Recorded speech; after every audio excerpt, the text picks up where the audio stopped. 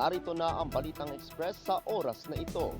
Eroplano bumagsak sa Busuanga Airport.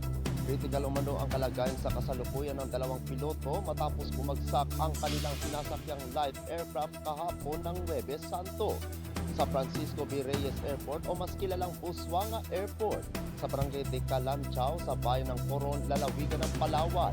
Ayon sa ulat ng Aviation Security Unit, kakarating pa lamang sa pag-take off ng VOLPAR/BD-18 na may tail number RPC 2984 nang bigla itong bumagsak at sumabog.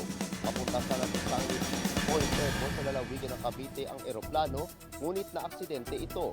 Sakay ng cargo flight ang pilotong si Joseph Jao at ang co-pilot na si Alan Camilon.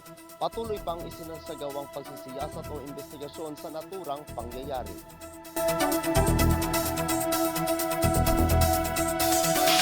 Abangan ang iba pang mga balita mamayang alas 9:30 ng gabi sa Philippine Headlines.